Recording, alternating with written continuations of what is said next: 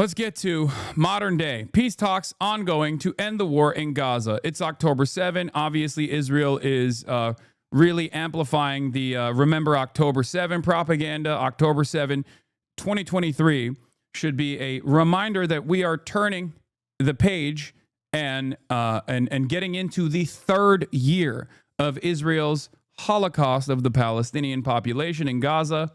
We are now in the third year. It's been 2 whole years, which sounds so crazy when you think about it. You're like, 2 entire years. 2 entire years. October 7, 2024 was the first year of Israel's genocide of the Palestinians. And October 7, 2025, today, is the end of the second year. This morning marks 2 years since the horror of October 7th, when thousands of Hamas militants stormed into Israel, massacring nearly 1,200 people, taking 251 hostage. Udi Goren's cousin, Tal Haimi, died defending his kibbutz. His body is one of those being held in Gaza. This barbarism, this hatred that just flowed in uncontrollably. It really was just the worst of humanity. Like so many families, he hopes the talks between Israel and Hamas will end the war and bring their loved ones home. Phase 1 of the US brokered plan would see the immediate release of all 48 remaining hostages, 20 believed to be alive. Palestinian prisoners would be released and Israeli troops partially withdraw. But a key sticking point. I think one of the craziest aspects of like the relitigation of October 7 over and over again in an effort to justify Israel's bloody murder campaign, Israel's Holocaust of the Palestinians, is that it is somehow the most televised and the most like filmed act of terror, but it's also the most lied about, okay? Because there are things that you can point to that are active, like war crimes, right? Regardless of the fact that, and you're supposed to match it up with 75 years of apartheid, of course, at the end of the day. But even then, right, there are things that you can present that took place that are war crimes.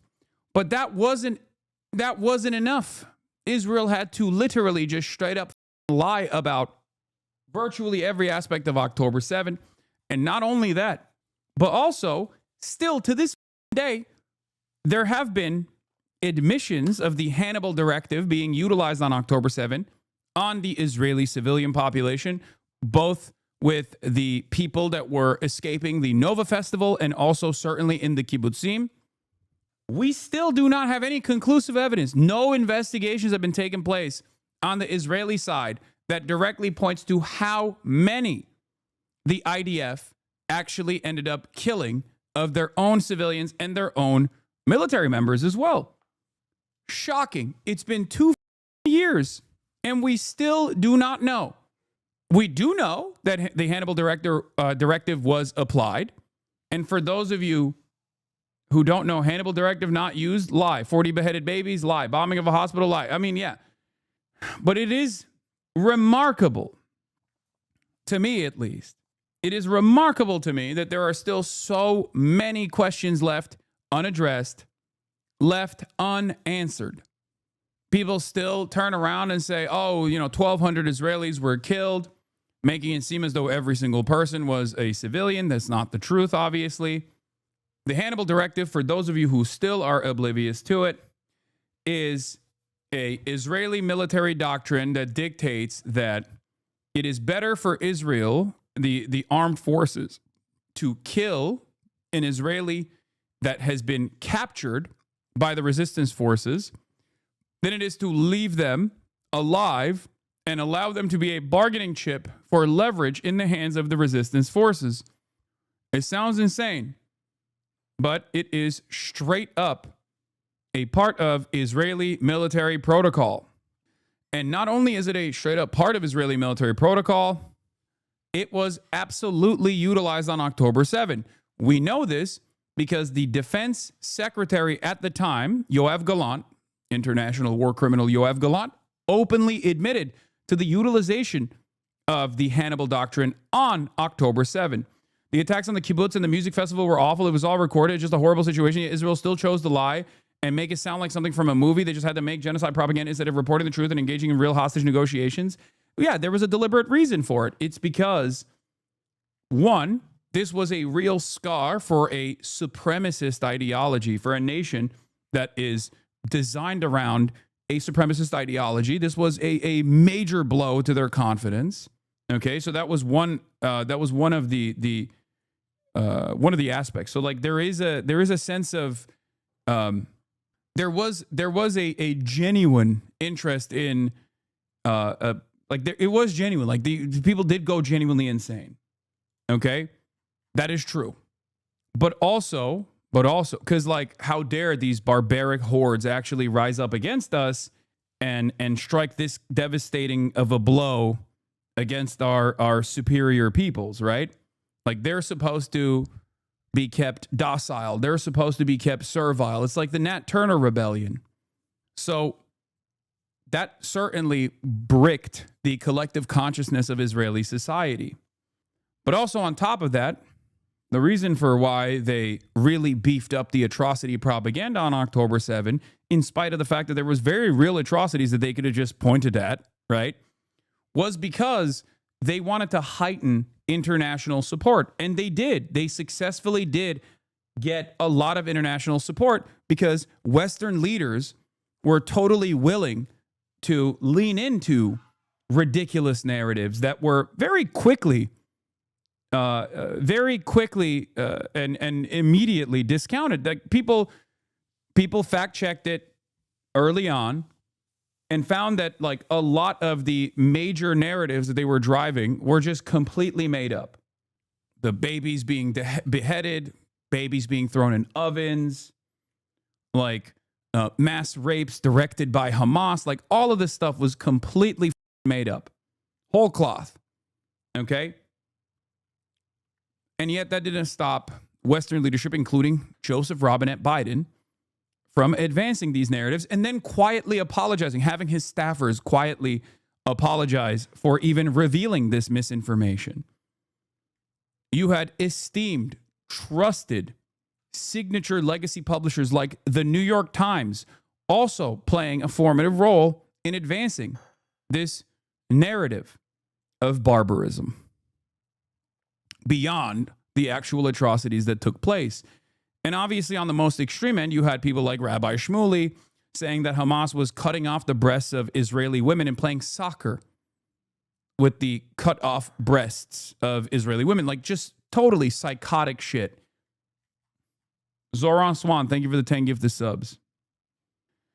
What do you recommend in a world where everyone accuses the other of lying?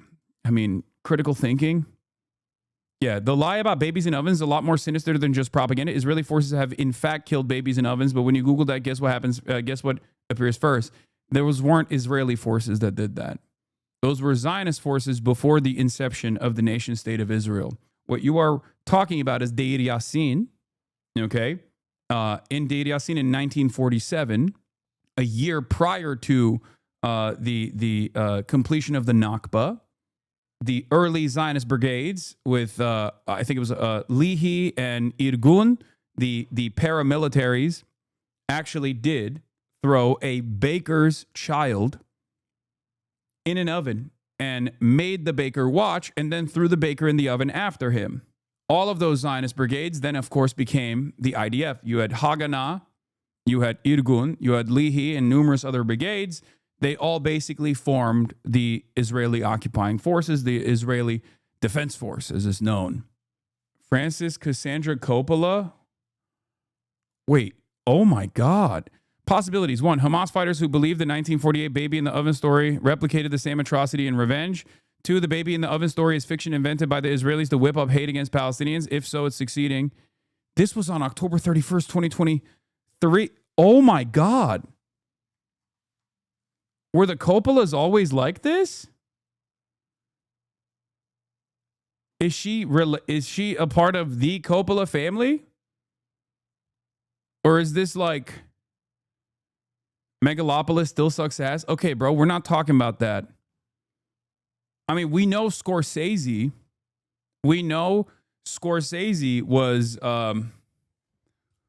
straight up hanging out with the Palestinian poet Mossab Abu Toha, but maybe she's not related to the other Coppolas.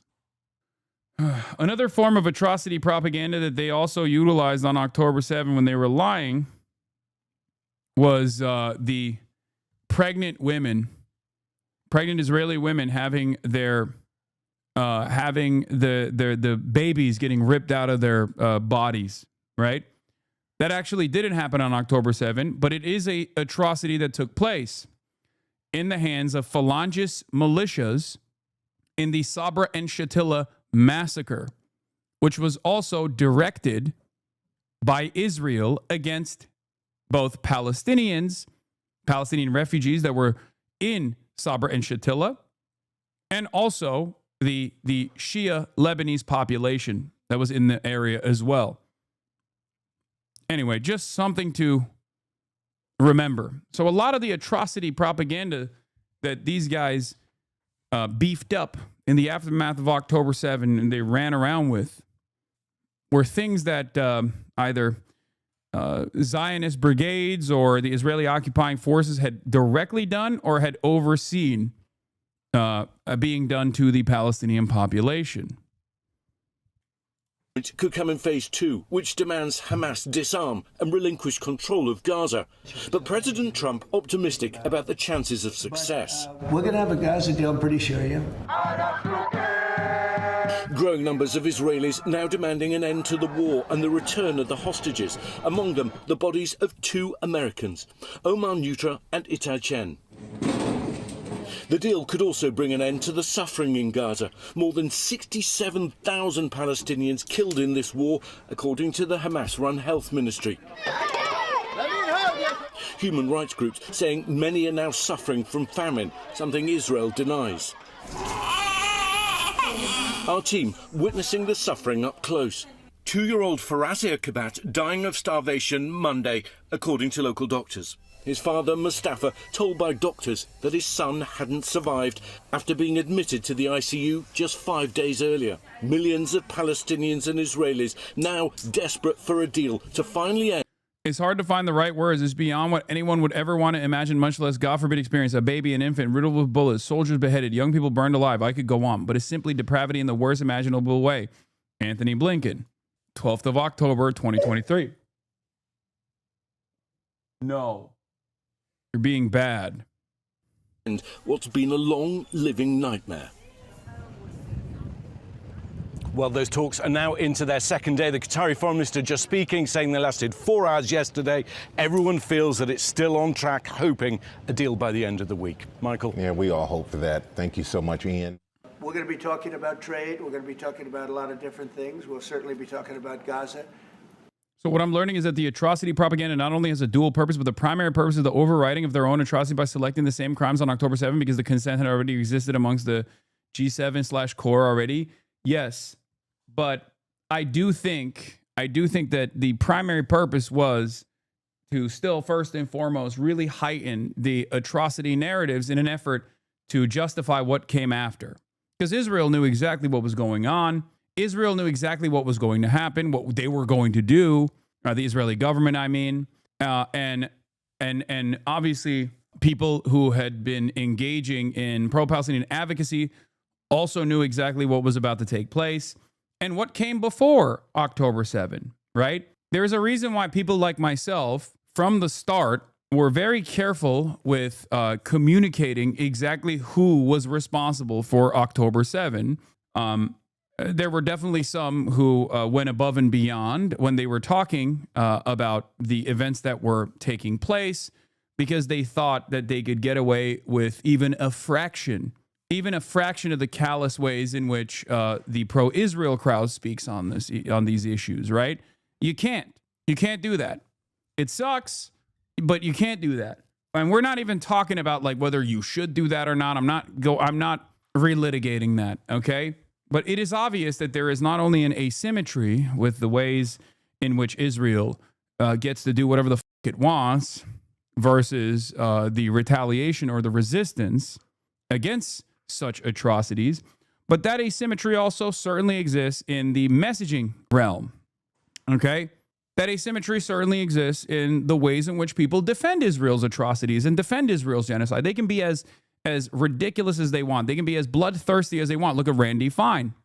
Okay? Randy Fine can just straight up say, like, Muslim congresspersons need to be shipped to Gaza so they can be assassinated by the Israeli state, or basically masturbate openly to images of Gaza being completely destroyed. But of course, if there was a congressperson of like Palestinian background or a Muslim congressperson, could you imagine them doing the same for October 7? And these two things are not even equivalent regardless, but there is no symmetry in the ways in which you can be openly callous and openly monstrous without penalty. You would get destroyed. You would not only lose your job, you'd probably go to prison if you were to speak about Jews in the way that like Randy Fine speaks about Muslims, or if you spoke about Israel in the way that defenders of Israel speak openly about the victims on the Palestinian side. As a Palestinian, we inherently know that there is a massive asymmetry across board in every aspect you can think of, whether it comes to the actions on the ground or whether it comes to the words spoken about the situation. Pro-Israel people can literally call for our deaths to our faces in front of law enforcement and have zero recourse. Exactly. We're in very serious negotiations to, I guess you could say, depending on the way you count, 3,000 years. You could say 500 years. You could say, but that it's been raging for a long time. And I think there's a possibility that we could have peace in the Middle East. It's something even beyond the Gaza situation. We want a release of the hostages immediately, etc. And so our team is over there now. Another team just left, and other countries, literally every country in the world has supported the plan. Yep. I don't think there's anybody that hasn't, actually, not that I've seen. But there's a real chance that we could do something, so you may have some questions on that later. We are very close to making a deal. The 3,000 years thing is new. Someone got into Trump's ear and made him start singing about this 3,000 years narrative. I suspect that this narrative will be more annoying for his base, because it's like a very common meta to dunk on the ways in which Israel will or Israelis or people who defend Israel actively say, well, this is a promised land 3,000 years ago. It's like it's a way to bring religion into the conversation, and a lot of people don't appreciate that. A lot of people obviously make jokes about that because it's ridiculous. So Trump, not realizing that he just keeps saying 3,000 years, it was promised to Israel 3,000 years ago, the land was promised to the Jews 3,000 years ago, is only going to make people more annoyed with him in his own base. You are underestimating the evangelical base? No, the evangelical base is gone. They're insane. I'm not talking about the evangelical base. Trump's entire base of support is not just the rabid Christian evangelical Zionists. He needs support from a broader base if it chips away throughout time. And what remains is just like the rabid evangelical Zionists that support him, then he can't actually continue doing the stuff that he's doing. It's ridiculous. The Middle East, that will bring peace to the Middle East. After all of these years of millions and millions, tens of millions of people being killed, there's a chance to bring peace to the Middle East. What guarantees are you giving your Arab partners that Israel will not resume its offensive after the hostages are released? Well, the primary guarantee is once this deal happens, if it does happen, look, they're in negotiations right now, we are going to do everything possible. We have a lot of power, and we're going to do everything possible to make sure everybody adheres to the deal. Students ignore Starmer's call to respect the 7th of October anniversary. Remember that one chatter who was like, wait, why don't you? Or, well, I mean, I guess that was Marx Carney. He was asking about Marx Carney, but I love the British framing on this issue, okay? Where it's like, oh, dude, come on. At least like respect Yom Kippur, you know? Don't do an anti-Israel protest on Yom Kippur. Don't do an anti-Israel protest on October 7. It's like, what are you talking about? Has the genocide stopped? No, then it's valid for people to continue protesting. Suck my dick. Yeah, today is Condom Hummus Day. Nope, not even a little bit. Because remember, okay, and obviously a lot of people are yelling at Zoran, understandably, for his way of framing this as well.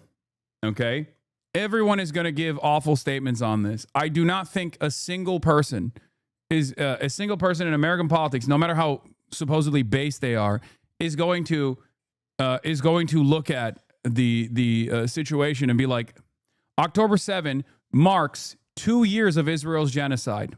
Okay, that's it. 2 years. Yeah, Zoran came out and made this statement. 2 years ago today, Hamas carried out a horrific war crime, killing more than 1,100 Israelis and kidnapping 250 more. I mourn these lives and pray for the safe return of every hostage still held and for every family whose lives were torn apart by these atrocities. In the aftermath of that day, like, you can say this on October 8th, 2023. You can say this maybe in the first, not even in the first year, marking the first year of the genocide. But like, the time for October 7 recognitions has completely, we've moved on. Okay? This is ridiculous. Especially because Israel does not give a about the hostages. Israel has consistently shown that they do not give a about the hostages. They've killed hostages. Sometimes they've directly shot hostages and murdered them. Other times they have blown up buildings where some of the hostages and prisoners of war were staying in. The families of the hostages have also stated over and over again that the Israeli government does not give a about them and their family members. Dylan Saba says, Hamas committed a singular crime. Mamdani does not distinguish between military and civilian targets or casualties, instead of labeling the entire operation and armed resistance as such as criminal, whereas Netanyahu launched a war.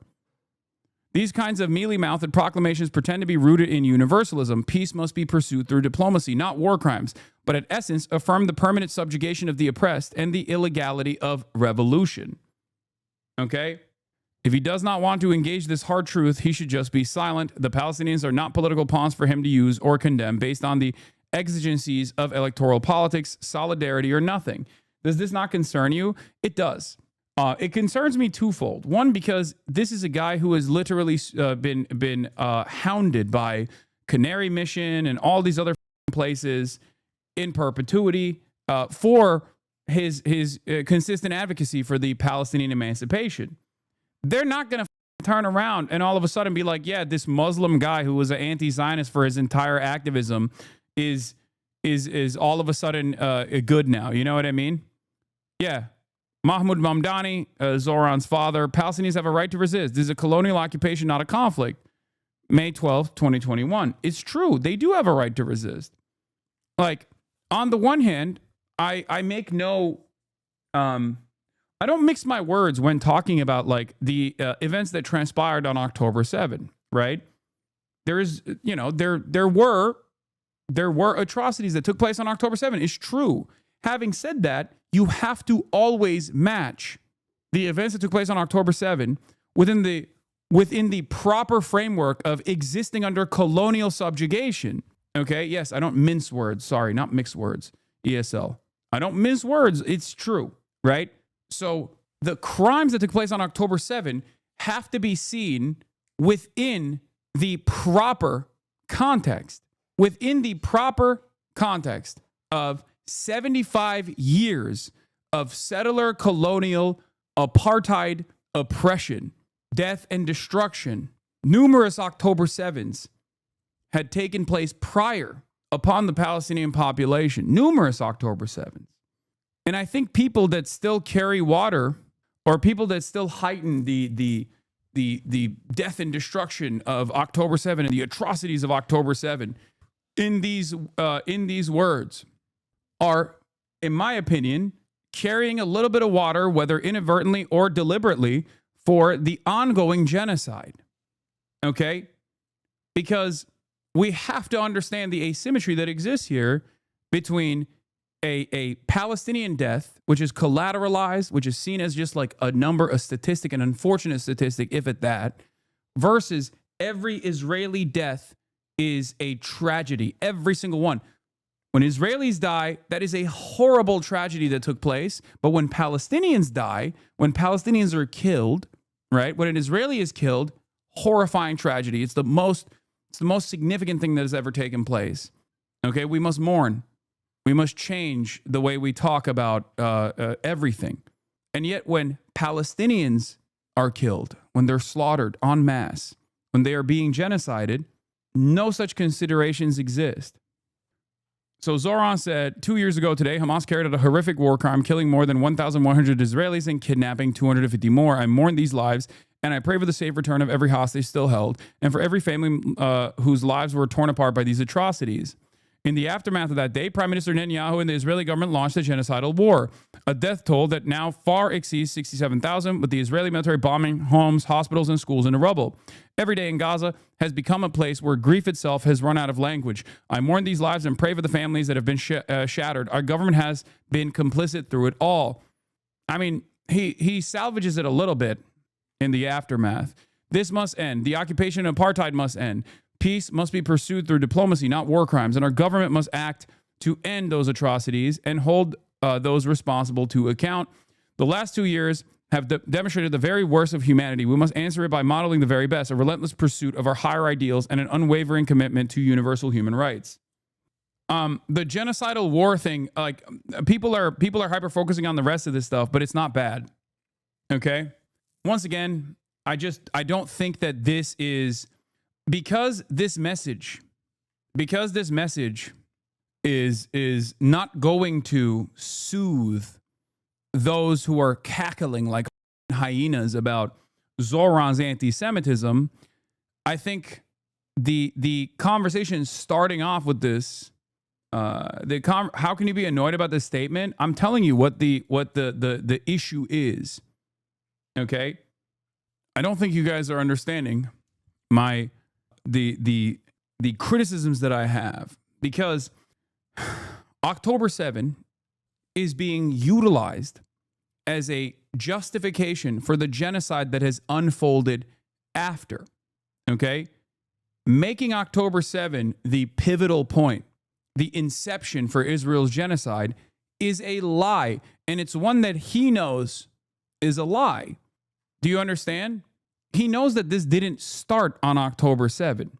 So explaining the atrocities on October 7 without making a mention of Israel's own involvement, without making any mention whatsoever, without talking about it within the proper context, makes it seem as though you're bringing it up as a way to, in some respects, still justify the atrocities that Israel has taken place, like giving it some kind of giving Israel's actions, his genocidal actions and his genocidal ambitions, some kind of cause. Here's what Ruwa said. Statement on the 2-year anniversary of October 7 and ongoing genocide. For 2 years, we have witnessed atrocities beyond human comprehension. 2 years of horrific violence, mass displacement, and incalculable loss. I'm telling you right now, guys, Zoran doesn't believe that.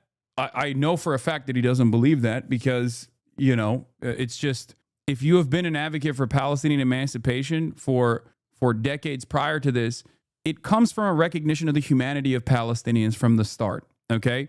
If you recognize Palestinians as human beings with a just cause for emancipation, okay, then you already understand this dynamic. You understand why when people get pushed into a corner and recognize that there is no other way out of this, okay?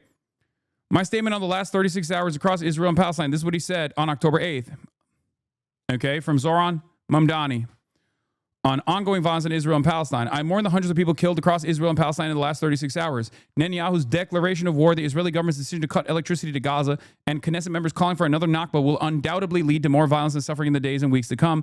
The path towards a just and lasting peace can only begin by ending the occupation and dismantling the apartheid. Look at that statement when he wasn't running for mayor. Cool, now he's running for mayor of New York City. Stop self-sabotaging with these unrealistic expectations. Brother, I'm not saying he should be saying praise the heroes of the Al-Qassam brigades or some shit. What are you talking about? My demand and my hope is that politicians exhibit moral courage and say the truth instead of lying by omission. How do you not understand that? My demand isn't that Zoran. My demand isn't that Zoran goes above and beyond. I think the omission in his statement comes from the fact that there is an evening out, a mention of October 7, which then creates a justification structure for Israel's actions, making it seem as though that's when it started, okay, which is incorrect. There is no symmetry.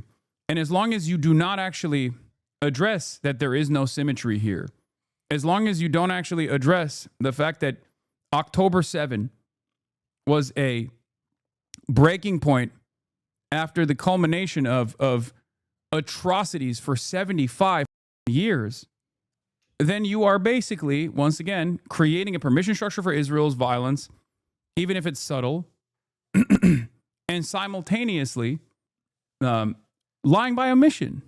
Anyway, let's hear what Ruva had to say to see like what a better statement looks like. For 2 years, we have witnessed the atrocities beyond human comprehension. 2 years of horrific violence, mass displacement, and incalculable loss. 2 years of having to mourn the deaths of men, women, children, and entire families.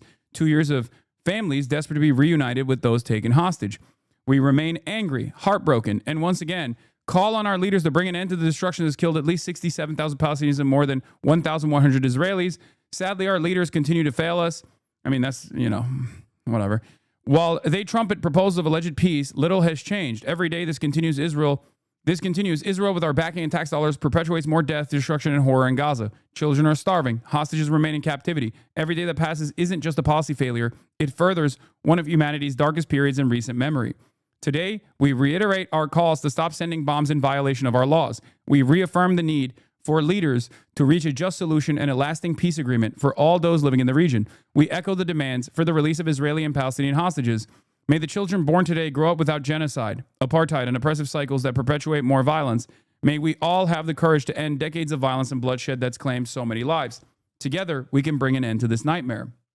So, I think ultimately, if you put it within the confines of like if you look at this within the framework of like well-established and consequential atrocities that took place, it'll help you understand what the issue is, right?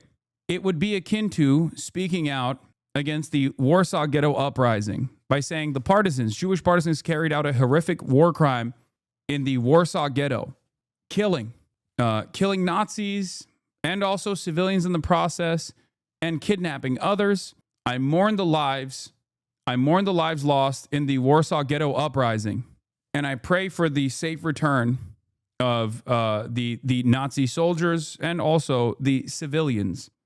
Okay, if you were to say something along those lines, if you were to talk about the Warsaw Ghetto Uprising or any sort of militancy that came from Jewish partisans at the time, as October 7, as the Holocaust was taking place, I think most people would understand that is a false equivalency.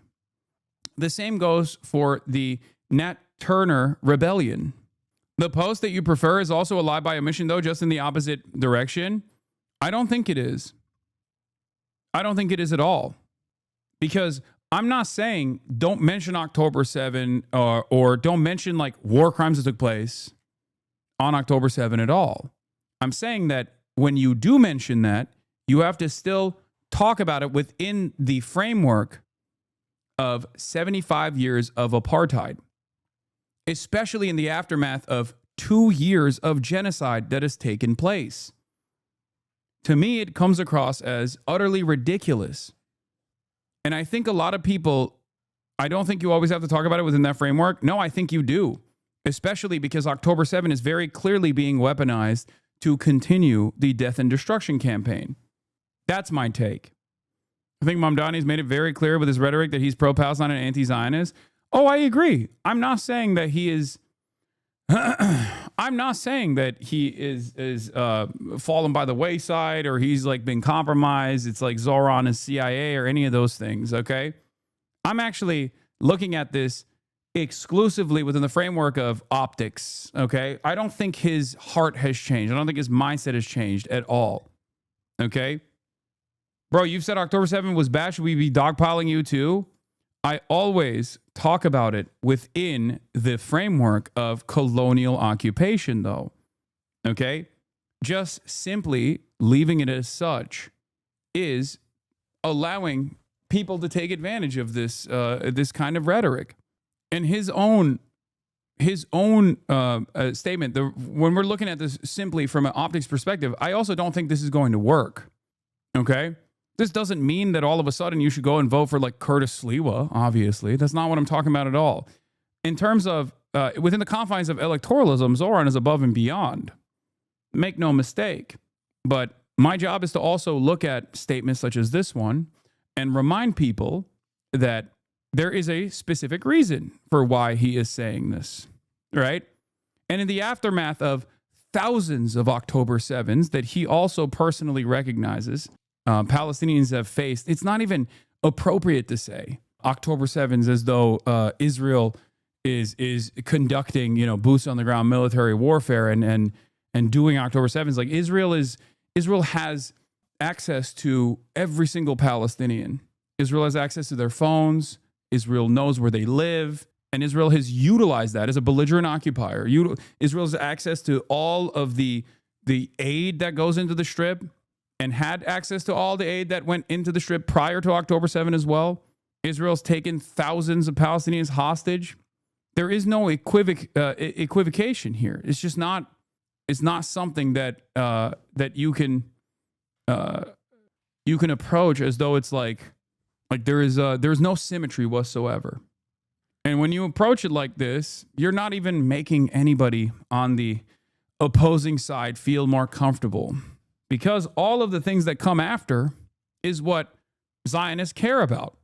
This is already unacceptable.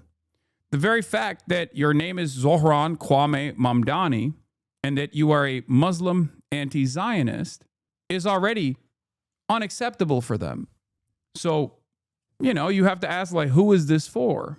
And I guess maybe it's for the squishy liberals who obviously want the scary Muslim man to at least say the right word, or people who obviously see him as a shining bright light in a new way to do politics in this country. Will obviously overlook this statement.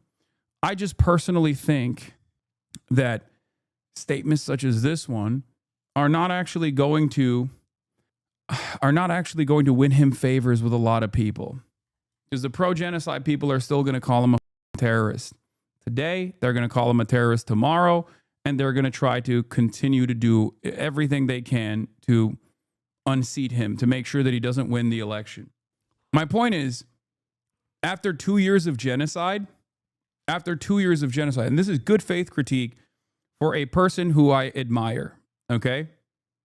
I don't care if the ultras or some in the pro-Palestinian crowd get mad at me for saying this. I have, I have no worries about openly stating that I admire what Zoran has done, and I think he is a positive force in American politics, and he's in a unique predicament. And I don't think that this, for the normies, is going to make people think, oh, Zoran is betraying the Palestinian cause. I don't think normies are going to think that at all. I think for normies, this is a perfectly appropriate statement that still very much channels the truth and the most consequential aspects. Why would Palestinians be upset with that sentiment? Because not only Palestinians, but the pro-Palestinian side of the pro-Palestinian crowd understands that Palestinians are human beings, and that human beings have a just and moral cause for emancipation after decades and decades of dehumanization and brutal apartheid. So when you create an equivocation between the actions and make it seem as though October 7 is the starting point for Israel's genocide, you end up doing the thing that, kind of Bernie has been doing as well. It's an admission that Palestinian lives are just simply worth less. There is no justification for genocide. And I think that should be stated. If you're anti-genocide, like I am, you should recognize that. Saying that this did not start on October 7 is appropriate. Saying that there is no amount of atrocity that justifies the horrific nature of Israel's genocide appropriate is the truth.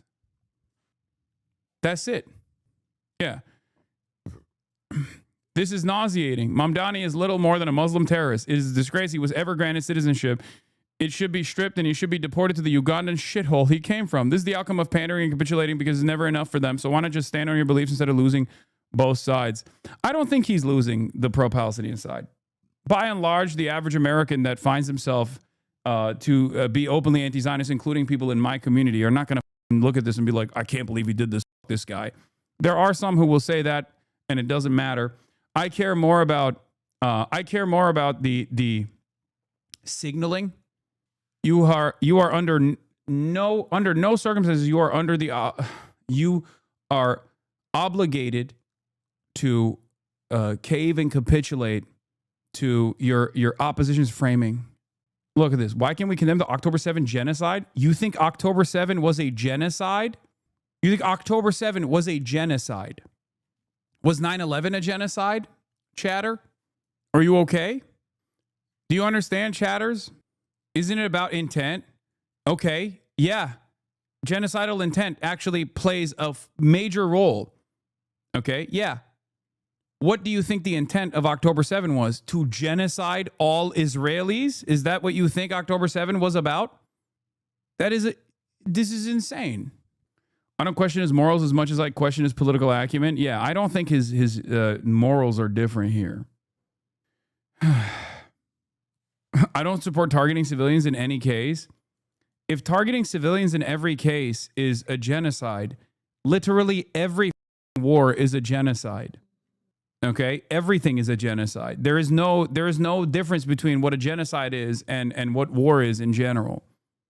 Here, the easiest solution is like if October 7 was a genocide, I can't even do it. I'm sorry. That's so stupid. Yeah. What we did in Dresden was a genocide, I guess, to the Nazis. Yeah. Tyler Robinson genocided, allegedly, Charlie Kirk. Do you think the Americans committed genocide on the Japanese during World War II? No, I don't, actually. I think they committed war crimes, but I don't think they committed genocide on the Japanese during World War II, so no. Also, that's state versus state violence. You're comparing state versus state violence to a captive population rebelling against a belligerent occupier. This is why it's important to explain the background, chatters. Thank God for this one chatter, as a matter of fact. This is why it's important. This is why words matter. This is why explaining things within the proper, appropriate context matters. Because if you don't do that, then you have chatters like this. Then you have people who believe that October 7 was also a genocide, the double genocide theory of October 7 versus the 2 years after October 7. Like you cannot look at World War II, a war between two states in the Pacific theater as October 7, where the Palestinian resistance groups conducting a military operation breaking through the Gaza boundary, okay, to try and kidnap Israelis, to draw back Israel to the negotiations table with very specific, laid out, clear-cut goals, moving in the direction of developing sovereignty for the Palestinians as America's firebombing of Tokyo. It's like saying that the ANC was committing a genocide, a white genocide against the white Afrikaners, or the FLM was committing genocide. It's like saying the IRA was committing genocide. There's actually a real debate amongst scholars on whether 10/7 constituted genocide, but I don't think there's a case for it. It's far easier to argue that the attack was a political maneuver by the resistance than an attempt at extermination. It would be similar to any other genocide, and to me is more similar to Native American raids on white towns during American settlement. Yes, that's precisely what it is. That is precisely what it is. It's ridiculous. Ultimately, if you considered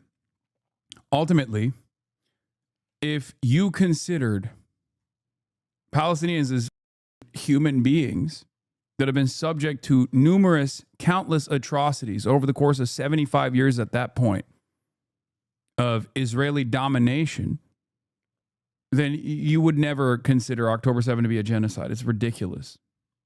Any leftist mad at this has to think seriously practically about what would be achieved by a mayoral candidate praising October 7th beyond the emotional benefit. I'm not expecting him to praise October 7, man.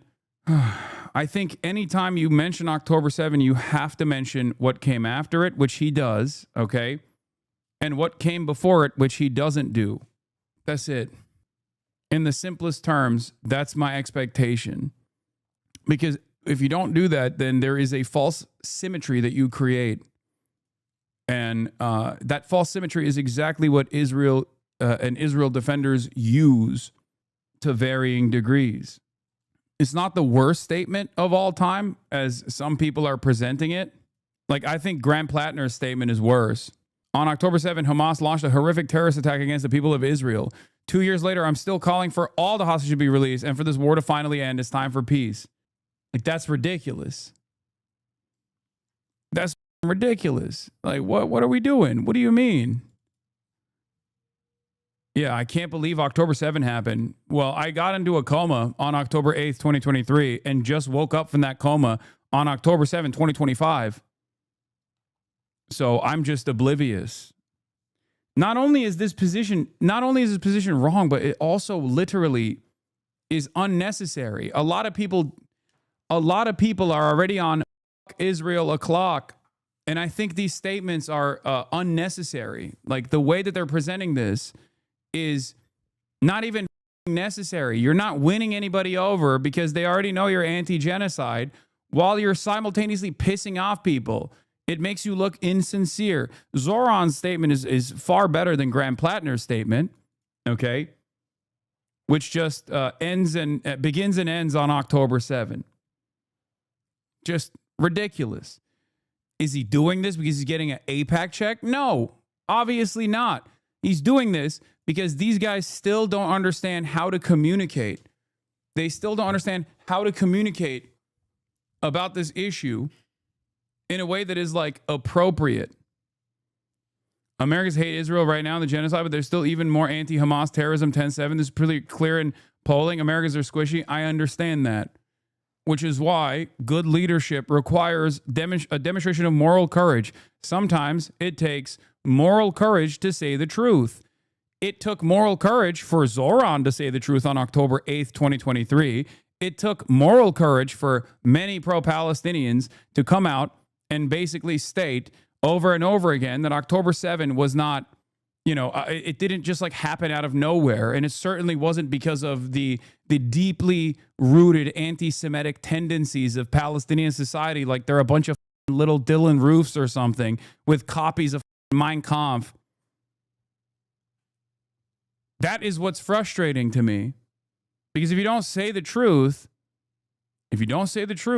then you end up allowing other people to also make up their minds about this issue and continue to believe the wrong things. It is a misrepresentation. That's it. Do not misrepresent my position. My expectation is not for them to like praise October 7 or something. I never have. Okay? But no mention of what took place prior to October 7 that led to October 7 is omission. And especially at a time when people are already experiencing anti-Israel sentiment like never before. this is not a time to retreat at all. This is a time to actually stand on your principles and bravely say the truth. Even if you start a conversation about that, that's still objectively a good thing. Not only is it objectively a good thing, it's also one that I know will be beneficial for you. You can't support immigration without supporting Israel? What? Why? Why? Let me guess. Because Jews are the reason why there's immigration into America, a country that was incredibly resistant to Jewish immigration at the time as well. Yeah, I knew you were going to say that. You're so stupid, dumbass. Yeah, it was Jewish mind control that made Americans, made America the nation comprised entirely of immigrants. Okay, that's what it was. Clean and simple. Yeah, it's clean and simple if you're a idiot, dude. If you don't understand anything about how America formed as a country. Thank you for agreeing. Yes, I'm agreeing that you are a moron. Oh, that username is, oh, yeah, perma, that guy. I think educated pro-Palestine people underestimate how many normies are not knowledgeable of the occupation apartheid that existed before October 7. These normies could even be anti-genocide, anti-Israel, and still not fully understand the extent of the previous Israeli occupation of Palestine. That's why recognizing the context both before and after October 7 is so important. Thank you. Exactly. You put it into words that are so easy to understand. Thank you, Social Cat 6. That's my point. Precisely. Well said.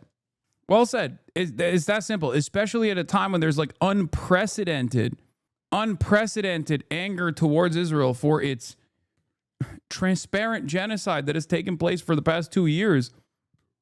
There is no reason to not talk about how Israel has utilized October 7 to further its genocidal ambition and how Israeli occupation has led to October 7 to begin with. Maybe I'm missing something, but I just don't see the equivocation in Zoran's statement. Zoran's statement is not as bad as the average person that's coming out today, okay? It's not. People are obviously going to be extra critical of him because he has spent many, many years being an avowed anti-Zionist, okay? That is the reason why a lot of people are extra critical. We are always more critical to our closest allies. That's how it usually goes. My only take on this one, my only take in this moment is like I said, mentions of October 7 without talking about like what led to October 7 is omitting key details. That's it. That's it. Do I believe that he's no longer an anti-Zionist? Fuck no. I don't think so at all. But especially given his background, I think like any sort of statement on this issue that does not talk about what came after and what came prior, which he did talk about what came after without like tying it back to October 7, ironically enough, but did not mention what came before, creates a false symmetry between the Palestinian initiatives for liberation and also Israel's genocidal apartheid regime and occupation prior to October 7 and certainly after October 7 as well. Okay, you are better than him on this. I got it. Wait, what? Dude said he wants to arrest Bibi. Eat me with your hyperbolic ass, dude. Lost that guy to Candace. Not that bad. Spending 90 minutes on why it's bad. Okay, you are better than him on this. Got it. Yeah, that's what I was trying to do. I was trying to flex how moral I am. Why is it that there's no nuance ever allowed in this conversation, especially about people that I openly state my admiration for? You've been in here for 59 months. I'm not saying he's like CIA or he's just like controlled opposition or anything like that. I'm not saying those things. I think those things are stupid. Okay? This specific chatter has done this to you before too, Lamont. I know. What a lot of chatters also don't understand is that if it wasn't for bold people like Zoran, if Zoran had that same attitude that you are experiencing right now, he may not have even won the election, won the primaries, okay? It was his it was his position that was previously seen as radical that many people now take for fucking granted because he actually was uncompromising.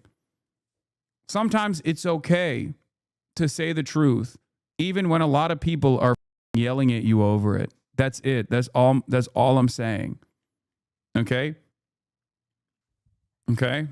This is not to say like he's betrayed the cause or anything like that. I'm not saying those things. Calm the fuck down. When is it not okay to say the truth? I mean, I think it's always okay to say the truth. It's always appropriate to say the truth.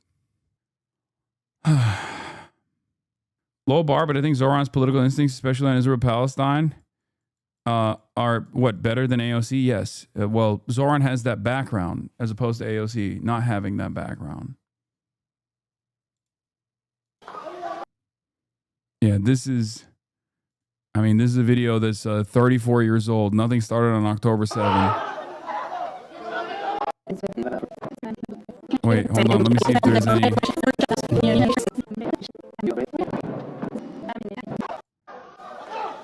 I'm trying to see if there's TOS on this.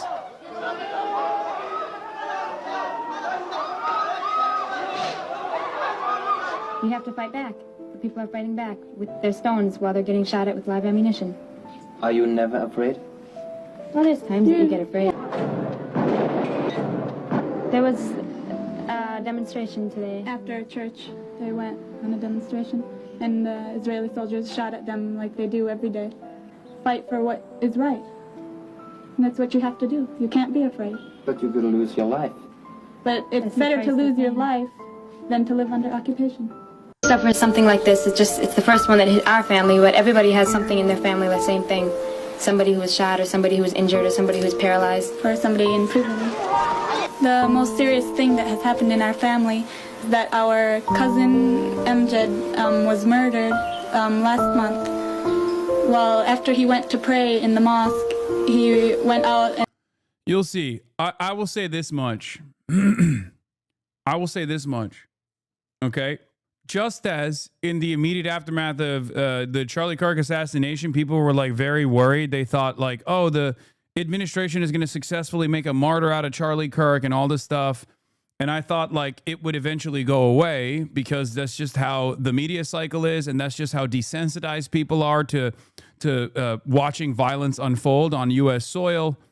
And it was not like there was no reason to temper your response, obviously beyond people like, immediately dunking.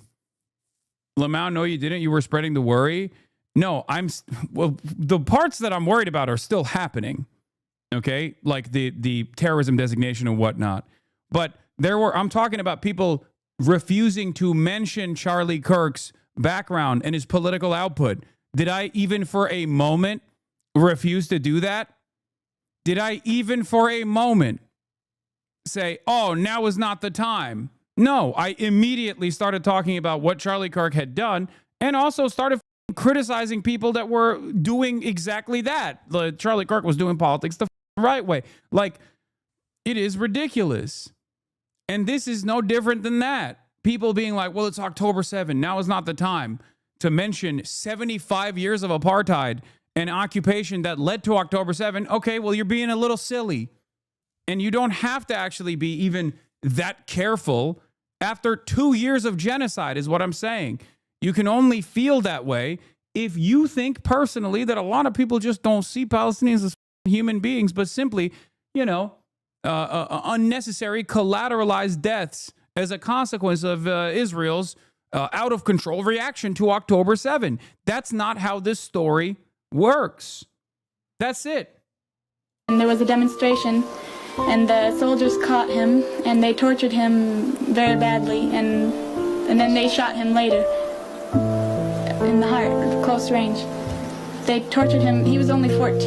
Yeah, it's like saying Israel's doing the Middle East the right way. Anyway, here, students ignore Starmer's call to respect October 7th's anniversary. October the 7th in London, a chant viewed by many as a highly offensive anti-Semitic call for the destruction of Israel. Oh, my Lord. Oh, my Lord. To these protesters, a legitimate call for a free Palestine.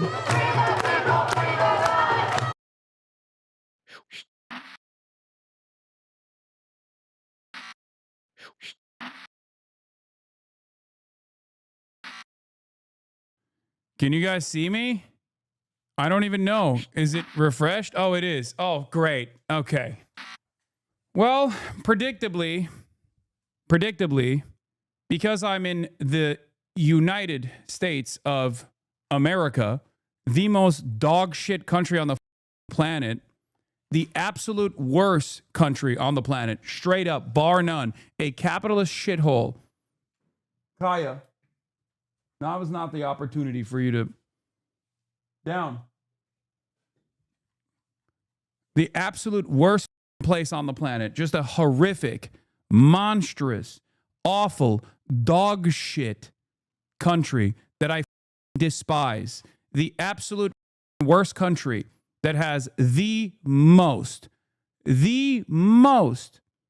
wealth throughout history, throughout time, the wealthiest nation on the planet, and we don't have a fraction of the dedicated broadband speeds that you can get in a village on the countryside of France.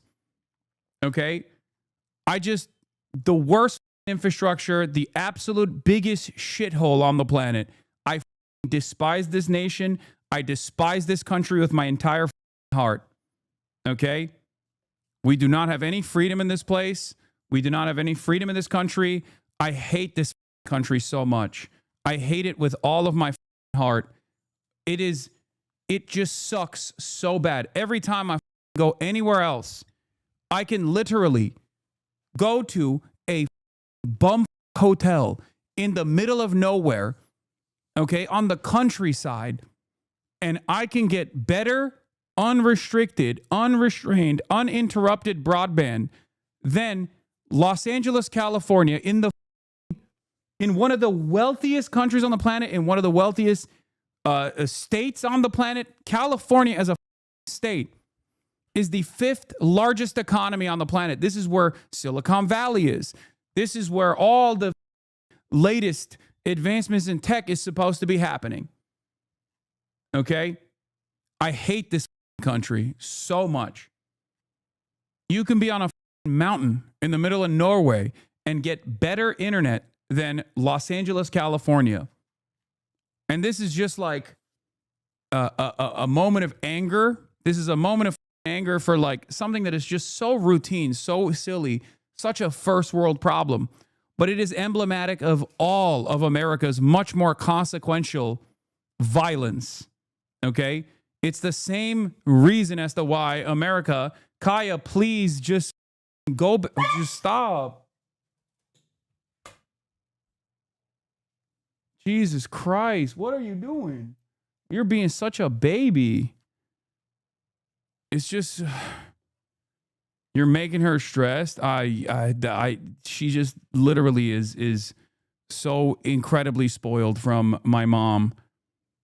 No, she doesn't want to come over here to see what's up. She just wants to roam the house because she got to roam the house when I was gone. And she needs to literally have the same structured, regimented. I think that clip went to Trump's big baby desk immediately. I hate everything. I hate everything. I hate everything so much. Anyway, as I was saying, start running ads, take sponsors so you can get fiber. Yeah, I'm not going to do that. All right, let's just continue. People. Keir Starmer said it was un-British to have so little respect. The Prime Minister suggests it's un-British to be at this protest on October the 7th. Do you agree with him? I don't agree with him because it's not un-British to exercise our right to protest, our freedom of expression. Is this disrespectful, though, to people mourning the loss of life on October the 7th 2 years ago?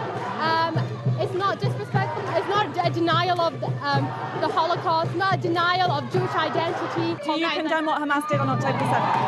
I don't care for that question.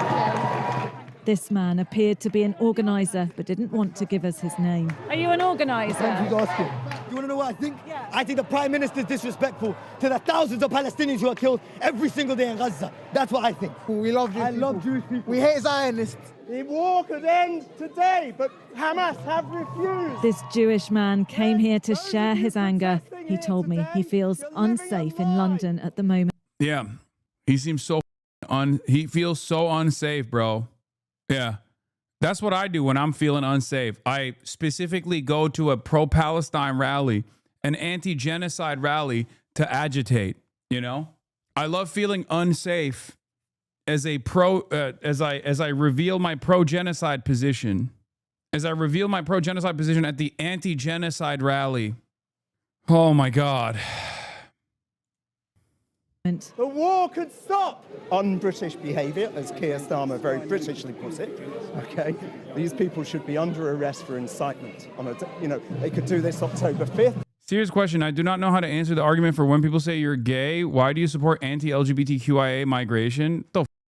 There is no marker of like who gets to migrate to this country. What are we talking about? There is already homegrown and much more successful anti-LGBTQIA positions held by the current population. Okay, that's ridiculous. People are complex. They're human beings. Some of them are not going to agree with you. The notion that all of these people that are coming in are anti-LGBTQIA and they're specifically migrating to this country to represent anti-gay, anti-queer attitudes is so laughable. It's no different than people being like, why are you anti-genocide? Hamas would throw you off of a rooftop. It's basically that, but on the issue of migration. And it's most commonly advanced by people who themselves are anti-gay and anti-queer. Ridiculous. I can't speak for the UK, but Muslim populations in the United States of America also are way more open-minded to gay people than white evangelical Protestants are, by the way. Not only that, but also they don't even have any sort of outsized representation in the same way that the most consequential anti-gay group has. It's ridiculous. They're not open-minded. They're just biding their time until they're the majority. Please don't spread lies. Dog, you're talking to someone who you are suspecting, I guess, of also doing the same thing. Do you think I'm lying about my pro-trans position and waiting for the Islamic Sharia to kick in? Is that what you think? I'm doing taqiyya? Is that what it is? Before we permaban you, please explain your laughable position. The evil white evangelical Christians you speak of literally let gays married in the first place, dumbass. Who is a larger force of anti-queer sentiment in this country, in the United States of America? Muslims or white evangelical Protestants who were the number one hurdle against the legalization of gay marriage? You've already betrayed your position by saying, let the gays get married. What have they done to be a hurdle? Are you oblivious, dude, to all of the think tanks and the right-wing Christian nationalist advocacy groups that have unironically, actively, before Obergefell, spent all of their every waking fucking moment attacking gay marriage, talking about what's next, allowing men to marry dogs? That was a dissent on Obergefell from a Christian nationalist psychopath who happened to be a Supreme Court justice, as a matter of fact. His name is Anthony Scalia. He died. You're literally just fear-mongering? No, dude. If you are experiencing fear when I am delivering an accurate reflection of the political forces in this country, then you correctly understand that it is worthy of some semblance of criticism or fear. You just don't want to admit it because you have some false notion in your brain that actually the white Christian, the white evangelical specifically, the white evangelical forces in this country are actually a lot more open-minded. And you want to feel that way because you are fearful of people that are coming from outside the country. Okay? That's the only reason where you're like, oh, well, those are the guys that I do know. And I wish this country was just entirely comprised of people like that. This is a recognition. When you say this is fear-mongering, especially because I'm not actually fear-mongering, I'm just giving you an accurate reflection of events. Okay?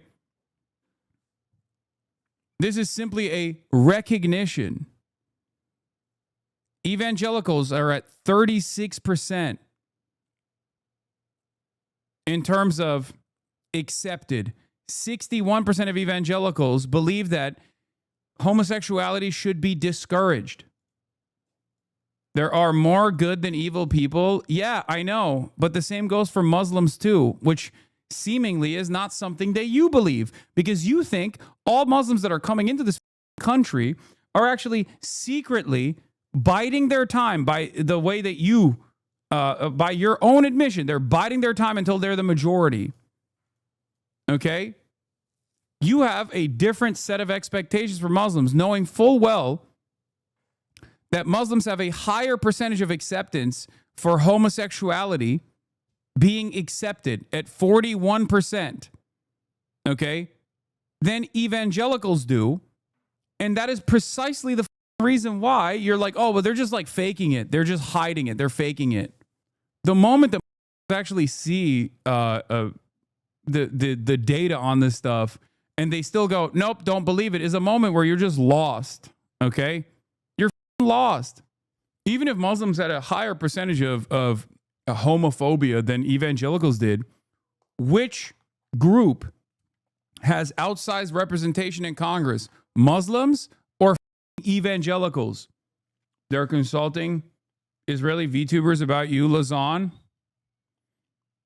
Nick Stocko says someone in the government reached out to him about Hasan in preparation for the congressional hearing, asked if I could provide evidence behind these bullet points, and I complied. I was more than happy to assist in any way that I can. The American Congress is reaching out to pedophilic Israeli VTubers in an effort to develop talking points about me. Oh my Lord, we are so lost. And believe, I mean, evil people may be the loudest, but they aren't the majority. You need to highlight good people who are doing the right thing more often. Dog, you're an evil person. This is an objectively evil statement. Okay? I need you to understand something. You need to immediately stop thinking like this. The notion that the notion that like Muslims are not open-minded and they're just biding their time until they're the majority, only to turn around and be like, well, when we're talking about evangelical Christians, evil people may be the loudest, but they aren't the majority. You need to highlight good people who are doing the right more often. Like, we started here because you made this statement when I was talking about how Muslims in the United States of America not only do not have like any sort of significant political representation, they're not exactly movers and shakers in American politics, but also on top of that, they are more open-minded. You can't compare a subgroup of Christians like the WECs, white evangelical Christians, to all American Muslims. The apt comparison would be the Salafists, who are even worse. Yeah, except the Salafists in America are virtually non-existent, dumb. That's my point. The reason why I'm comparing the entirety of the Muslim population of this country is because even then they have no political representation whatsoever. And if you're going to talk about Salafists, are you out of your mind? In the United States of America, you think there's any sort of political representation for the fundamentalist version of Islam? Are you out of your mind, chatter? I know who I am. You don't. You don't know me. I don't even think you're evil. You know that? I would never say you're an evil piece of shit. Okay, well, thank you for not saying that I'm evil. Having said that, this is an objectively evil statement. The notion that people that it literally betrays everything else that you said in defense of evangelical Christians. Do you not see? This is an objectively evil statement. Saying that a group of people that are coming in here are actually secretly, they secretly have a takeover ambition. That is an objectively heinous thing to say. That's what I'm trying to make you understand. Okay? Lol at the fantasy of Congress asking a cartoon for help. It's not wrong. I wish I was. I literally wish it wasn't the case. Look at what happened in Lebanon, Black September. Okay, dude. Suck my dick. Seriously. All right. Enough. Enough. Enough. Enough. Enough. Enough. I wish it wasn't the case, but it is real. It's not a argument, okay? You're just trying to come to terms with your racist ass opinion. Like, what am I supposed to do? I'm arguing against your delusions. Wake up, dumbass. Also, Black September wasn't in Jordan. Wasn't in Lebanon. It was in Jordan. You did not get into the logs, but this guy's also against Irish unification. Oh my God. Is that a Protestant living in the north of Ireland? Is that what it is? Almost always that actually come from, they just straight up have the worst positions. Like people who are like pro-Confederate to this day, just the worst politics. October 6th, October 8th, October 9th. In fact, they probably are, and they pretty much have done every day, just as they did on October 7th, 2023.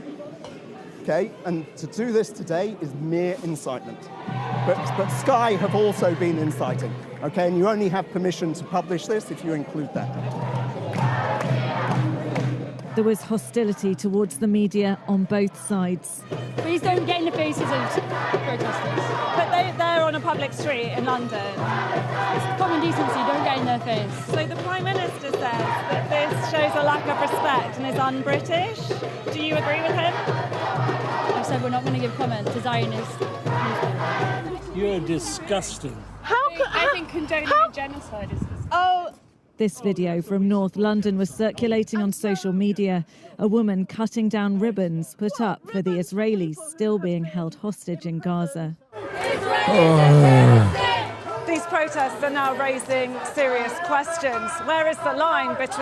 It's just like they're still operating on the dynamic that it's like October 10th, 2023. Okay? That's it.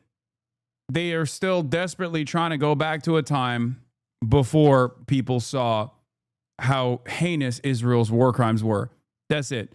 And it's like, no amount of like fake victimhood narratives that you present after openly defending a genocide for the past 2 years is going to change people's attitude.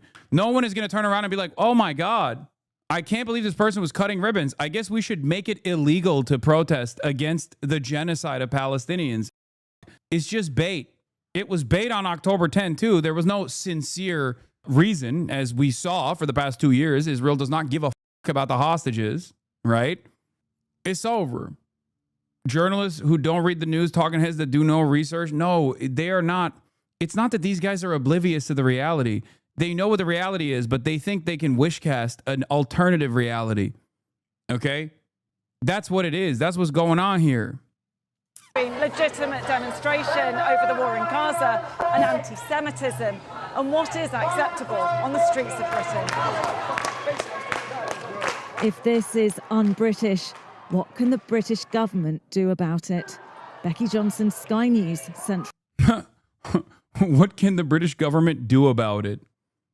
Yeah, we must make sure the British government takes action, please. Please. Wars on. Please. After 2 years of war, Israel faces economic headwinds. You say it's over, but aren't you worried that after an agreed upon ceasefire, it'll just be back to business as usual?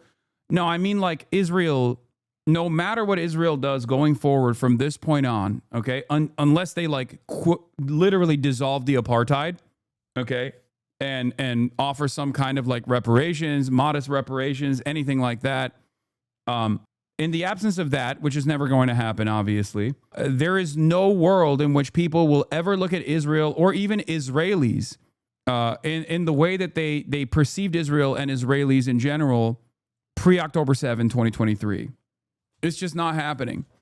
Overwhelming majorities have seen the heinous war crimes that Israel engaged in every single day and still continues to do so. Okay? People recognize that. People see it. People see how wrong that is. It will never be the same. People will never look at Israel in the same way unless there is at least a concerted effort in trying to do right by the Palestinians, for example. Right? Like, think about Nazi Germany. It took a lot. It took the Marshall Plan. It took a new war being waged against the communist forces in the Cold War. Like, it took a lot for Germany to become like a normal country, seen as a normal country. People are scumbags. God forbid they care about hostages. Both sides are wrong. I know, man. Why doesn't anybody ever think about the poor Nazis in Nazi Germany? You know, both sides are wrong in the Holocaust is obviously a ridiculous statement, right? There is no both sides in a genocide. Okay? There is no both sides in a genocide. It just doesn't work that way. Nobody thinks that you're brilliant for this take. Nobody thinks you have actually a moral position here. Things have changed. Things have rapidly changed. And even on October 7, 2025, it's no longer the same as October 7, 2024. Okay? Your take on this is so hypocritical. Lead by example. Show some respect for innocent Israelis who were killed and taken. That takes nothing away from condemning the genocide. Wait, what? Way to lose normal people? Why cut down ribbons for hostages? Be a normal, empathetic person? Dude, 2 years. 2 years of genocide. They are simply using October 7 as a pretext, October 7 as a response, as a reason for why Israel has been able to engage in a genocide for 2 years. That is precisely what this is. While Israel has simultaneously shown that they do not give a about the hostages at all, they have killed so many of the hostages. If you cannot comprehend that this is a mere talking point to advance Israel's genocidal ambition, 2 years after October 7, you will never understand it. Okay? I want the Israelis, which, by the way, at this point, the Israelis that remain are prisoners of war, okay? Because all of the civilians have been released, the ones that Israel didn't kill anyway, because Israel did kill a whole bunch of the hostages. But the remaining Israelis are actually members of the IDF. They were kidnapped from a tank, for example. If you could ever kidnap someone from a tank. Okay? And even then, I want them to also return to their families. Just as I want the 10,000 Palestinians that are kept under administrative detention to be able to return to their families. Just as I want the apartheid to end. But do you see the ginormous asymmetry there?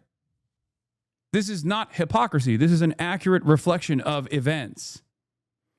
Why Frogon is no longer a mod in this channel? That's not the case. Unless she personally unmodded herself. She is still a mod in this channel. Frogon. Multiple fronts, increasing international isolation, and yet the Israeli economy appears resilient. The investors of the world, get on board now, because we're about to take off. In the immediate wake of October 7th, Israel's main stock index crashed by some 23%. 2 years later, it's at a record high, up. Things never change. Have you seen Attack on Titan? Eren Yeager is Israel. Frogon got cooked by H3H3. How are you anti-Israel, but also still...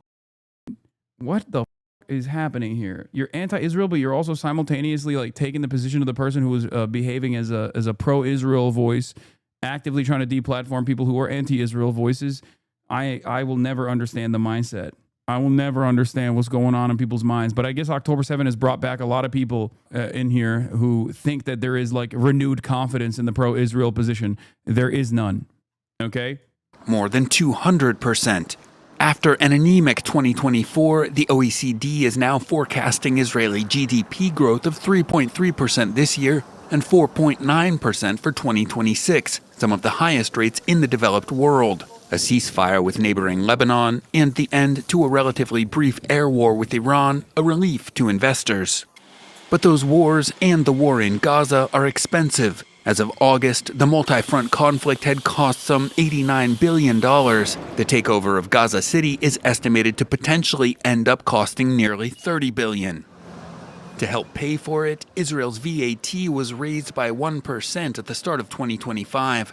The country's debt level. The only reason why they can get away with just raising the VAT by 1% and continue all systems go is because we are fronting the bill, dude.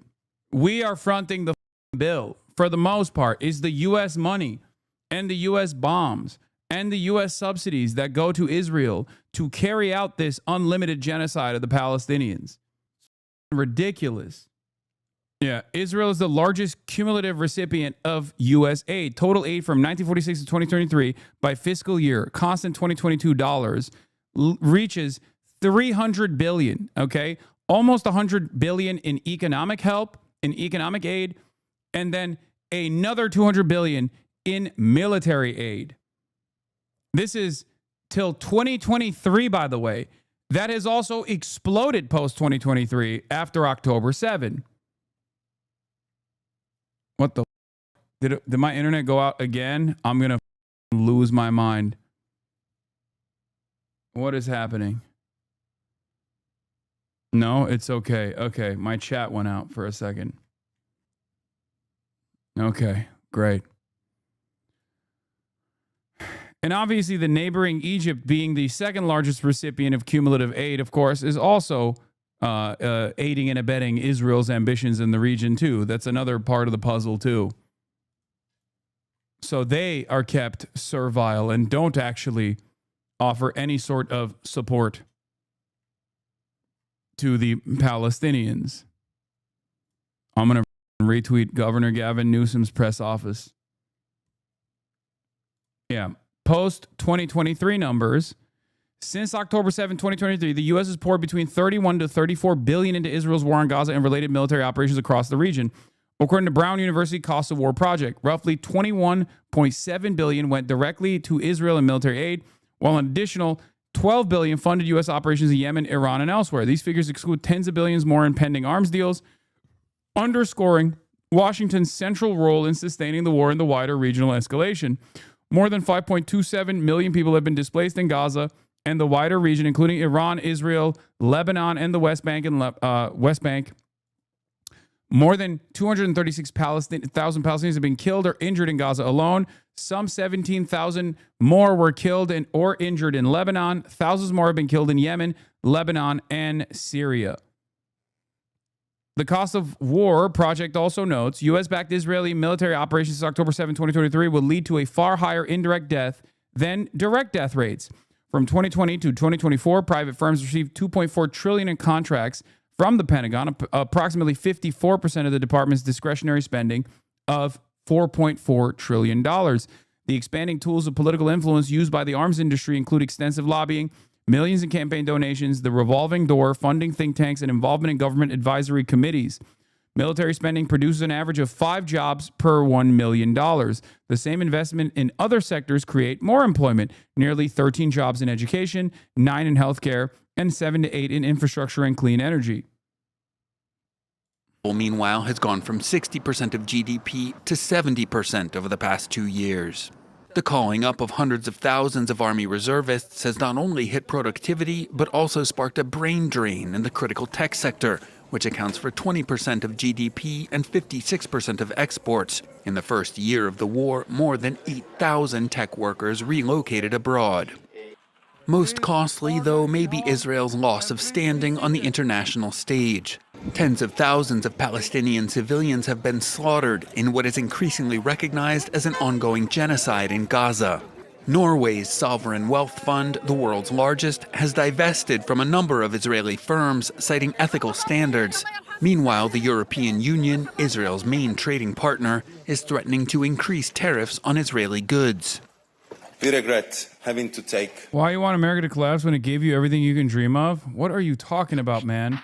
Oh, what the f is going on today, dude? I don't want America to collapse, you idiot. I want America to do right by Americans.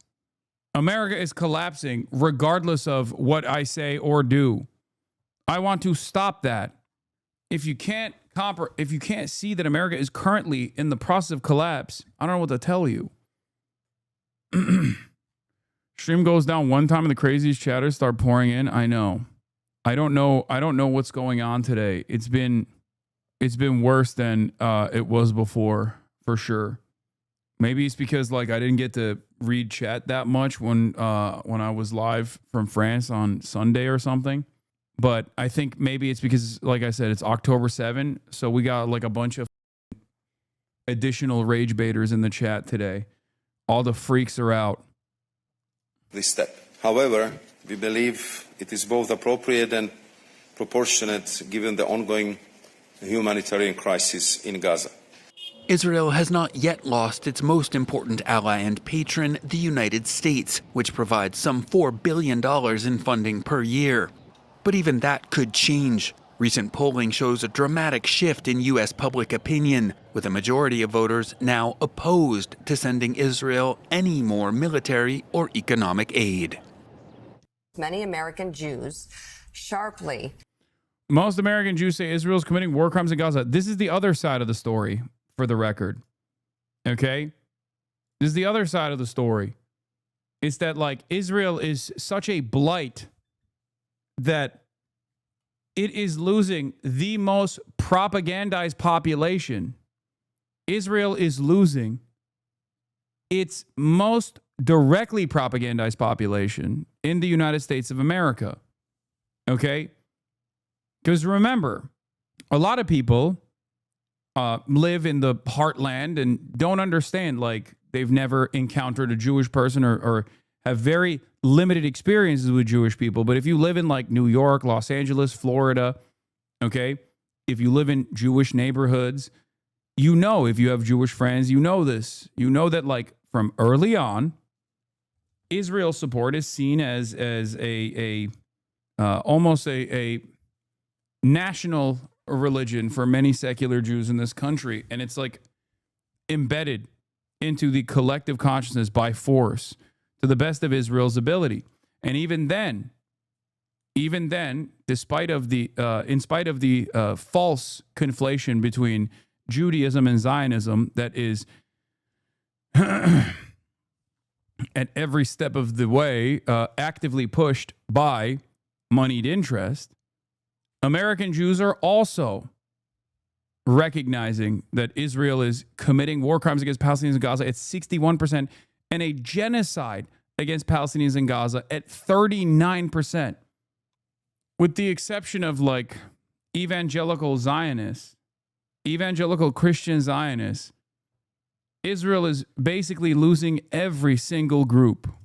Disapprove of Israel's conduct in the war in Gaza. The latest Washington Post poll of American Jews finds that 61% say Israel has committed war crimes against Palestinians, and nearly 40% say the country is guilty of genocide against the Palestinians. American Jews are particularly unhappy with the current Israeli government. 68% give Prime Minister Benjamin Netanyahu's leadership negative marks, with 48% calling it poor, a 20-point increase from 5 years ago. You know, David Drucker, so often you will have people on the right, you'll have Republicans saying, oh, those Democrats, they're anti-Semitic, or you'll have people on both. Dog, you say that. You are the one who says that. You have been saying that. What caused you to change your tune is crazy. I feel like I'm watching a totally different news broadcast and not Morning Joe. Yeah, this is Jonathan Greenblatt's favorite audience. How'd this happen? Why is the stream offline? It's not. Sides have always said that if you're against Israel's policies, means you must be anti-Semitic. Well, in this case, I mean, the numbers are just staggering. 61%. Yeah. One day, we will all have been against this. By the way, that's what's going on. One day, we will all have been against this. Yeah. Moen Rabbani says American Jews are Hamas, anti-Semitic blood libel paid by Qatar, etc.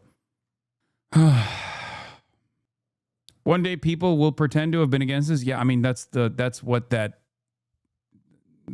headline implies. That's what it is. I said on the day of our campaign's launch that the genocide in Gaza is a moral test of our time that's rooted in a belief of universal human rights and the belief that every life has dignity. Is why I condemn the war crimes of October 7 and why I'm committed to ending the U.S.-funded genocide in Palestine. Is this Israel's equivalent of the Iraq War? It's worse. One, because it's not the United States of America doing it, it's Israel doing it. So there is like while we know the truth, most people don't recognize that it's like most people think it's a separate entity doing this stuff. And two, it's a straightforward genocide with genocidal intent, openly stated. All war is still done. All imperialism is still done for an extraction of natural resources, colonial plunder. Having said that, Israel very clearly has an ambition to ethnically cleanse the entire land of its native population. So it is a little different in that regard. One, because Israel's not America, at least the way that people see it, right? People see Israel as a separate state, right? So it doesn't have the same allowance that the hegemonic superpower has in terms of engaging in unimaginable death and destruction. But Israel itself has also openly stated that its desires are to purge the land of its native inhabitants. If American Jews think that Netanyahu's government has committed war crimes in Gaza, almost 40%. Also, yeah, Norm had a really funny take on this. He said, the question the whole world is asking, when Van Jones his mistress, does he wear the yellow ribbon?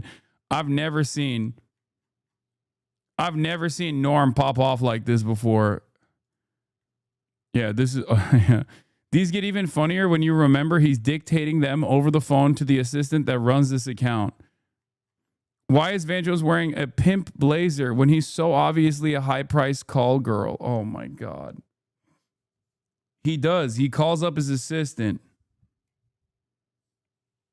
He calls up his assistant and dictates word by word. Speaking of Van Jones, you got to be genocidally horny to follow the AI IDF Babes account.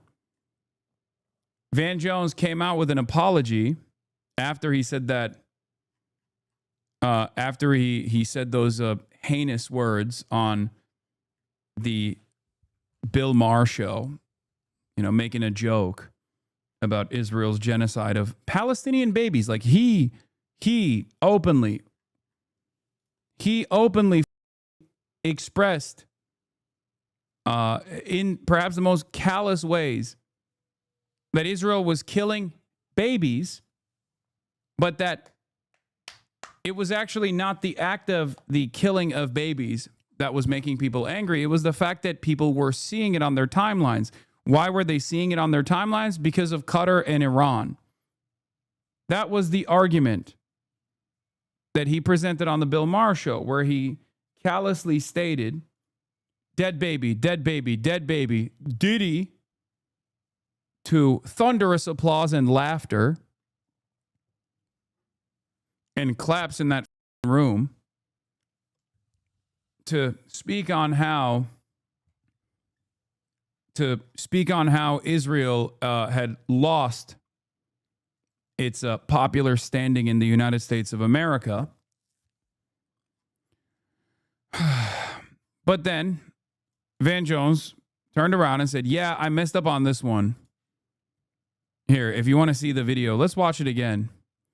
Van Jones warns of Iran and Qatar's social media campaign. Isn't part of that because we had to fold everything into critical race theory, and somehow the Middle East became part of, like everyone is expressing their own personal pet project here. Bill Maher is saying, oh, it's because of DEI and critical race theory. Okay. And Van Jones has to retaliate because he's supposed to defend that. That's like obviously that's a liberal position, and he still has to maintain his like liberal bona fides, right? So he turns around and goes like, oh no, it's not a DEI thing. I see it differently. And I love this conversation because I think people, those of us who went to college, give a lot more credit to college courses for how the world works than I do. This is not about critical race theory on college campuses. This is about Iran. Iran and Qatar have come up with a disinformation campaign that they are running through TikTok and Instagram that is massive. If you are a young person, you open up your phone and all you see is dead Gaza baby, dead Gaza baby, dead Gaza baby, Diddy, dead Gaza baby, dead Gaza baby. Like, that's basically. Remember, who killed the babies? Who killed the children in Gaza? Who? Was it Iran and Qatar that killed the children in Gaza and then made it seem as though Israel was killing them?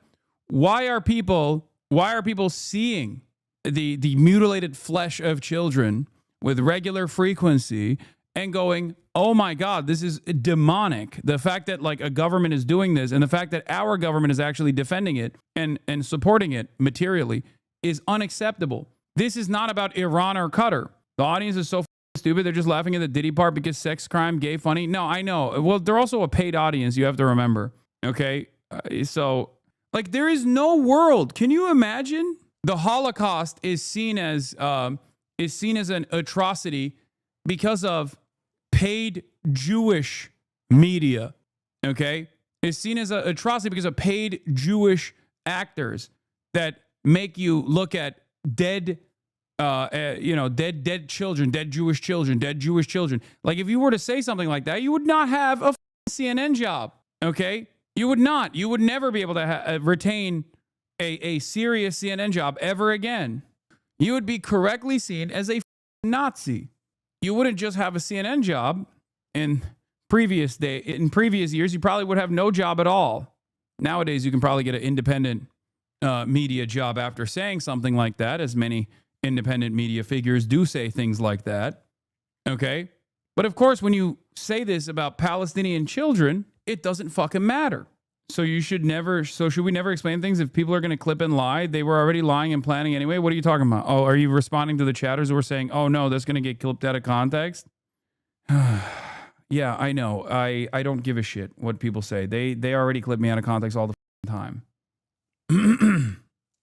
It's completely ridiculous. It is completely unacceptable. Adam Johnson also points out the ridiculous nature of this. The most underrated, sinister part of Van Jones making light of dead Gaza babies is he was doing so in a comment defending DEI. The cognitive dissonance energy required for progressive accept Palestine rhetoric in the coming years is going to rip a hole in space-time. Progressive accept Palestine used to be a relatively easy position to abide by because of the concerted effort from advocacy groups. Nowadays, it's virtually impossible to maintain that perspective because most people understand exactly what the fuck is going on. So if you're like in any way, shape, or form like actually progressive, you can't get away with this kind of sentiment. You can't be making light of victims of a genocide. So that's not DEI. That is a geopolitical adversary that is deliberately trying to divide the West against itself. That view is not. Yeah. Now, that in and of itself is not the end of that story. Okay. With respect to Van Jones, he also then turned around and said, "Yeah, I messed up on this one. Okay. And I'm sorry. I was trying to raise awareness about foreign adversaries creating chaos online, which is undermining democracy everywhere. But what I said was easily misunderstood, and the way I said it was flat out insensitive. Babies are dying every day in Gaza. Nobody should dispute that fact or make light of it in any way. To the people living in fear and burying family members every day of all ages, I apologize." Now, even in his apology, he's doubling down, claiming that it's not the actual dead children that is pissing people off and making people hate Israel because Israel is killing the children. It is the fact that Qatar and Iran is showing the dead children. That is the reason why people are pissed off at Israel. It's such a stupid position to arrive at. Like, because if you are to believe this position, you have to say, oh no, people would actually be totally fine with dead children. It's just like that Qatar is showing it. Qatar is actually in the wrong. Iran is actually in the wrong for showing people. If we were to take this premise at face value and assume it's correct, even though it obviously isn't, especially because it begs the question, if Iran is capable, if Qatar is capable of this kind of propaganda, why the are people not more pro-Iran in America, for example? They have this immensely sophisticated propaganda tool, and seemingly they're not using it to make people pro-Qatar and pro-Iran. How stupid of them to use this incredible network of propaganda that they have at their disposal and not use it for their own benefit. I guess the reason why, and by the way, that was the ContraPoints position too, which is so stupid. Hasbara points. But it makes it even sillier when you realize that, like, he said those things because Israel wants him to say those things, okay? Pro-Israel advocacy groups want people to think that the real issue here is not Israel's genocide, but the real anger towards Israel is actually a concerned effort from Qatar and Iran. A propaganda, okay? You know, Hasbara Point shit talks you on Blue Sky. She's so funny. Yeah.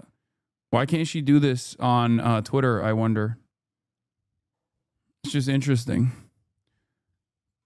Who cares? Anyway, and Adam Johnson also correctly points out, notice how this non-apology continues to promote the conspiracy theory Americans are outraged by Gaza because of foreign adversaries, just as mega billionaire and biggest private funder of the IDF, Larry Ellison, buys and controls the TikTok data and algorithm. As of July 2025, Israel had killed at least 18,500 children at least. Roughly 1,000 were under the age of 1. Roughly 1,000 more were between 1 and 2. The idea that you need a foreign adversary to generate outrage over this is both horribly glib and stupid. Van Jones, I wonder why so many Americans see dead Gaza babies on their social media timeline. Must be foreign adversaries. He is a stooge for corporate interests and whoever pays him, okay? It is not an accident that Van Jones got $100 million from Jeff Bezos, okay? This isn't to say Jeff Bezos is super pro-Israel or whatever, but it is to simply show you that he is a corporate man. For those of you who don't know, he did literally get $100 million from Jeff Bezos straight up. No holds barred, no questions asked. Because he's a shill. And what's even more interesting is that back in the day, he used to be a Maoist third worldist. In 2003, and I didn't know this either, Van Jones recorded a rap album where he called for an end to the Israeli occupation and the right to return for Palestinian refugees. Nowadays, he makes fun of dead babies in Gaza for late-night TV laugh tracks. The rights of the Palestinian people being respected. And at this point, the end of the occupation, the right of return for Palestinian people, these are the critical dividing line, global dividing line questions of human rights. We have to be here. No American would put up with an Israeli-style occupation of their hometown for 53 days, let alone 54 years.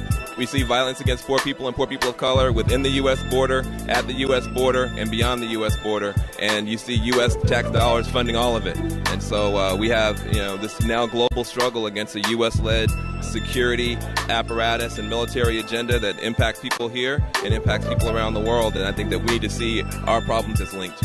All right, Van Jones. Is this real or AI? No, it is real. People don't know that he used to be a Maoist third worldist. When he was in the Obama administration, Republicans literally constantly talked about how he was a Maoist third worldist and how Obama had surrounded himself with radicals. Van Jones literally used to be once again, I'm going to say this, a Maoist third worldist, okay? And as Maoist third worldists often operate, I mean, he didn't exactly have a penchant for making rap beats or making music at all. This is not even him rapping at all. He's just simply talking about the situation of colonial occupation in Israel. Yeah, here. Now, if students can do that in 1960, students can do that in 1970. Now, if students can do that in 1960, if students can do that in 1970, if students can do that in 1985 and 86, in 1993, when we have the United States government building a death camp, a concentration camp for black people who have done nothing wrong but get sick and want justice. That's all they've done wrong. If we can't close that death camp, if this generation cannot prevent another Japanese American internment in our lifetime. We should all get haircuts and go get regular jobs and give it up. Seems like he got that haircut.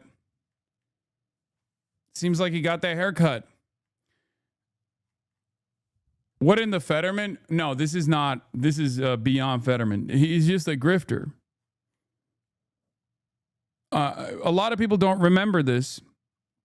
I've talked about this before. Kirsten Sinema also was she wasn't like a Maoist, but she did use like Maoist third worldist English, Maoist third worldist language when talking about America. Like she was an anarchist. Kirsten Sinema too. I'm not saying that. Yeah, she was a green anarchist. Jim Cramer. Oh yeah, Jim Cramer was a trot. That's another one. Van had his eyes opened by internal thought and a mere $100 million from Big Bezos to carry the corpo line that includes supporting Israel. How can you critique a man for selling his personal ideas for easy 9 figures? No, I mean he already had that transformation from prior to the $100 million. He got the $100 million because he had already fully formed into this servile being for all corporate interests. Hasan Reaction is one of the best ones in the React channel.